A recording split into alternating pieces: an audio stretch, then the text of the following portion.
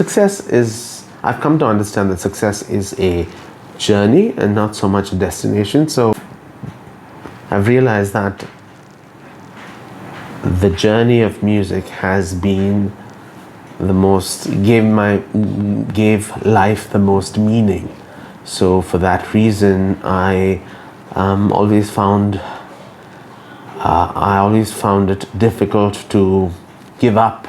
There's so much more beyond the binaries of success and failure. A band splitting is kind of like a very natural thing.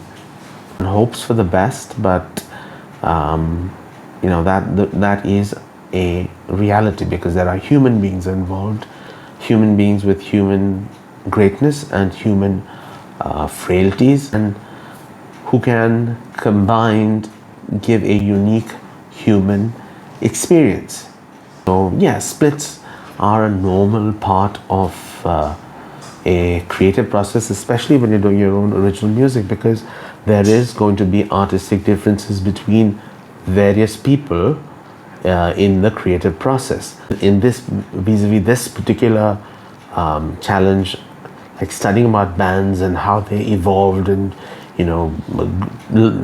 studying the lineup changes that took place in a lot of bands, and gave me a sense of like, okay, this is kind of expected, this is more or less how things work, and so it gave me a bit of clarity again. So knowledge and studying about the trade, the craft, the business, the industry.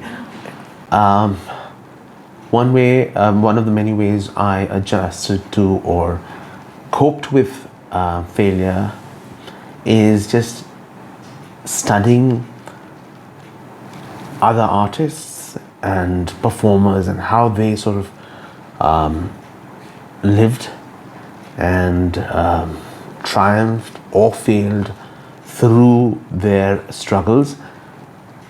Another thing would have been being always out there trying to learn something new. So I started my musical journey as a guitar player, very basic rhythm guitarist. From then on, I went on to sort of become an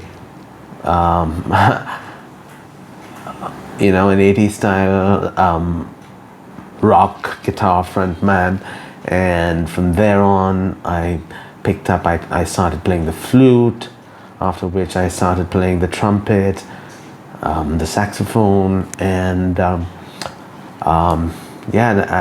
playing the drums and the violin.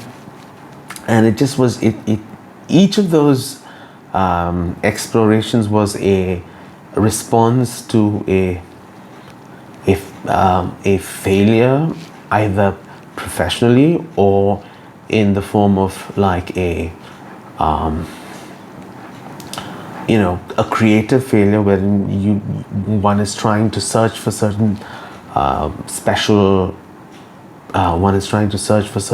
for inspiration and not quite getting there, and so, or one is overcome by one's own personal grief, anguish, sorrow, and so on.